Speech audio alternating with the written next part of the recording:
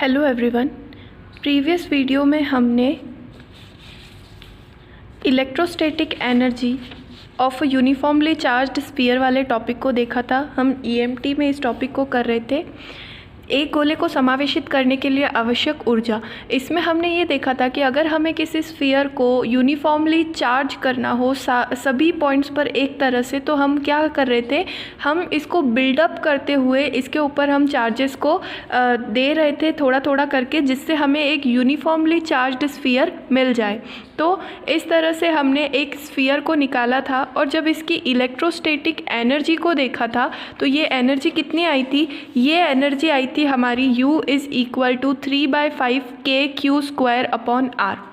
ये सारी चीज़ें हमने प्रीवियस वीडियो में कैलकुलेट कर ली थी। उसके बाद हमने अगर हम गोले को बिल्डअप नहीं कर रहे और उस पर धीरे धीरे हम सिर्फ चार्ज देते जाएं, उस केस में हमने उसकी एनर्जी भी निकाल ली थी। लेकिन हमारा मेन जो टॉपिक था वो ये था कि energy of a uniformly charged sphere, जब हमारा जो स्फीयर है वो पूरी तरह से एक जैसा चार्ज रहे तब की उसकी एनर्जी। अब आज हम इस वीडियो में इसका एक एप्लीकेशन देखेंगे। ये जो हमने यूनिफॉर्मली चार्ज्ड स्फीयर की एनर्जी निकाली थी, इसका हम एक एप्लीकेशन देखेंगे, एक अनुप्रयोग देखेंगे। तो इसका एप्लीकेशन क्या है, हमारे आज के वीडियो का topic classical radius of an electron, electron की चिरसम्मत त्रिज्या या फिर इलेक्ट्रॉन की त्रिज्या। अब इसमें हम यूज़ कैसे करेंगे, तो सबसे पहले तो हम जानते हैं कि इलेक्ट्रॉन जो है, ठीक है, वो बहुत ही छोटा, बहुत ज़्यादा छोटा पार्टिकल है जिसकी साइज़ बहुत ही ज़्यादा कम होती है। तो उसकी साइज़ को डिटरमाइन करना एक बहुत डिफ़िकल्ट टास्क हो जाता है, उसकी रेडियस को निकालना या कैलकुलेट करना। हालांकि अब तो हमारे पास बहुत सारे इक्विपमेंट्स है, इलेक्ट्रॉन माइक्रोस्कोप वगैरह बहुत सारी चीज़ें आ गई हैं, लेकिन फिर भी इसकी रेडियस को कैलकुलेट करना एक बहुत ही डिफ़िकल्ट टास्क है। तो इस कॉन्सेप्ट को जो हमने प्रीवियस वीडियो में पढ़ा था, उसको यूज़ करके हम इलेक्ट्रॉन की रेडियस को बहुत ही इजीली कैलकुलेट कर सकते हैं।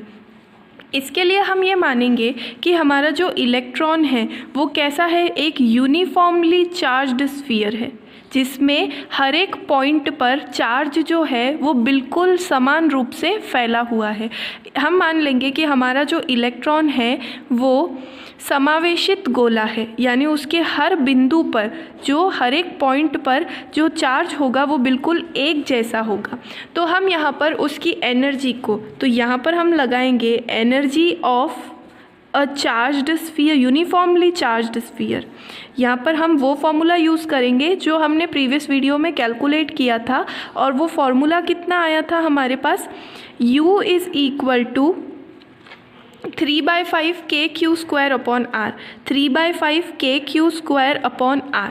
अब using this concept energy of electron कितना हो जाएगा, इस कॉन्सेप्ट को यूज़ करते हुए एनर्जी ऑफ एन इलेक्ट्रॉन कितना हो जाएगा, U = 3/5 k हमारा कांस्टेंट था, Q की जगह पर क्या आ जाएगा, E आ जाएगा, क्योंकि इलेक्ट्रॉन पर चार्ज कितना होता है, -e। For electron Q = -e, और जब हम -e का स्क्वायर करेंगे तो वो e² हो जाएगा। और यहाँ पर R, where R is radius of electron. यहाँ पर हमें क्या चीज़ कैलकुलेट करनी है, R को कैलकुलेट करना है। अब आप जानते हैं कि बहुत ही फेमस साइंटिस्ट आइंस्टीन ने एनर्जी कैलकुलेट करने का रिलेशन दिया था, जिसे हम मास एनर्जी लॉ कहते हैं या मास एनर्जी रिलेशन कहते हैं। उससे हम किसी भी चीज़ का अगर मास हमें पता हो तो उसकी एनर्जी को क्या कर सकते हैं, कैलकुलेट कर सकते हैं। तो मैं यहाँ पर लिखूँगी by using Einstein's mass energy relation. हम क्या कर रहे हैं, आइंस्टीन के मास एनर्जी रिलेशन को यूज़ करेंगे। तो वहाँ से हमें एनर्जी कितनी मिली थी, इस बार भी मैं एनर्जी को U से ही डिनोट कर रही हूँ, आप चाहे तो E से भी डिनोट कर सकते हैं, कोई फ़र्क नहीं पड़ेगा। वहाँ से हमें एनर्जी के लिए आइंस्टीन ने क्या फॉर्मूला दिया था, आइंस्टीन ने बताया था एनर्जी = mc²। जहाँ पर अगर हम इलेक्ट्रॉन की बात कर रहे हैं तो यहाँ पर अगर हम फॉर इलेक्ट्रॉन की बात करें तो m = क्या हो जाएगा, मास ऑफ इलेक्ट्रॉन, और c = क्या हो जाएगा, स्पीड ऑफ लाइट। ठीक है। तो ये फॉर्मूला हमें आइंस्टीन ने दिया था एनर्जी को कैलकुलेट करने के लिए, और ये फॉर्मूला हमने अपनी कल वाली कैलकुलेशन को यूज़ करके बनाया था। इसे मैं इक्वेशन नंबर 1 और इसे मैं इक्वेशन नंबर 2 बना देती हूँ। सिंस दोनों ही चीज़ें एनर्जी है तो हम दोनों को क्या कर सकते हैं, इक्वेट कर सकते हैं। Equation 1 equal to equation 2, both are the energies of electron, both are the energies of electron.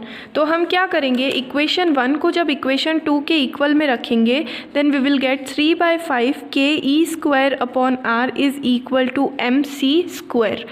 इस चीज़ को, इस कॉन्सेप्ट को यूज़ करते हुए if we calculate the value of radius r, तो r इधर शिफ्ट हो जाएगी और mc² नीचे आ जाएगा। Then r will be equal to 3/5 ke² upon mc²।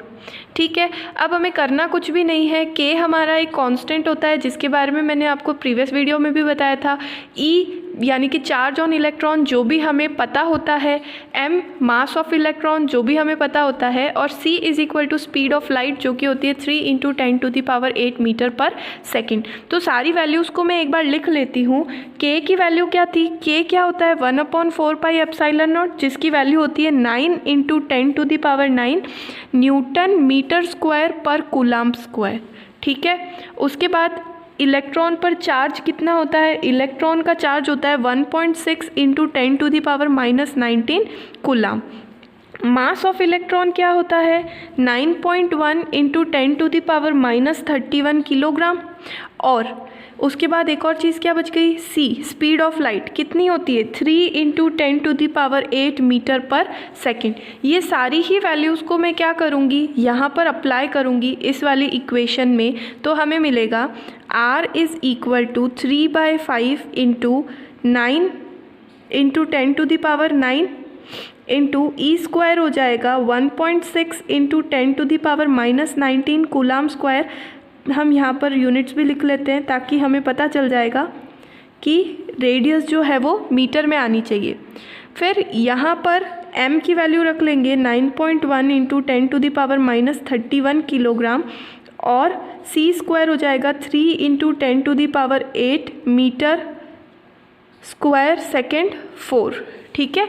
यहाँ से ये देखिए ये चीज़ न्यूटन में है, न्यूटन क्या होता है किलोग्राम मीटर पर सेकेंड स्क्वायर। तो यहाँ से आप जब देखेंगे तो ये सारी ही चीज़ें आपस में क्या हो जाएंगी, कैंसिल हो जाएंगी। इस कूलम्ब स्क्वायर से कूलम्ब स्क्वायर कैंसिल हो जाएगा, इस वाले मीटर स्क्वायर से इस वाला मीटर स्क्वायर कैंसिल हो जाएगा, kilogram second to the power 4 ये सारी चीज़ें आपस में क्या हो जाएंगी, कैंसिल हो जाएंगी, क्योंकि ये न्यूटन में दिया हुआ है। और अल्टीमेटली जब हम इस वैल्यू को कैलकुलेट करेंगे तो रेडियस की वैल्यू निकल करके आएगी हमारे पास 1.69 × 10⁻⁻15 मीटर। ठीक है।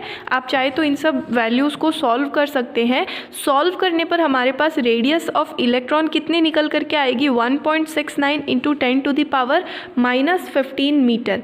अब हम जानते हैं 10⁻⁻15 मीटर को हम 1 फर्मी कहते हैं। तो यहाँ से हमें रेडियस ऑफ इलेक्ट्रॉन मिलेगी 1.69 फर्मी। कितनी मिलेगी 1.69 फर्मी, या फिर आप ये चीज़ भी लिख सकते हैं 1.69 × 10⁻⁻15 मीटर, जो कि इलेक्ट्रॉन की जो एक्चुअली कैलकुलेटेड वैल्यू है, प्रैक्टिकल कैलकुलेटेड वैल्यू है, उसके बहुत ही ज़्यादा नज़दीक में आती है। ठीक है। ये हमने क्या की है, फॉर्मूला वगैरह को यूज़ करके कॉन्सेप्चुअली कैलकुलेट की है। और अगर हम इलेक्ट्रॉन की रेडियस को प्रैक्टिकली कैलकुलेट करें तब भी हमें कुछ इसी टाइप की वैल्यू मिल करके आती है। तो हम यहाँ पर हमारा जो कॉन्सेप्ट था यूनिफॉर्मली चार्ज्ड स्फीयर का, उसको यूज़ करके रेडियस ऑफ इलेक्ट्रॉन को कैलकुलेट कर सकते हैं।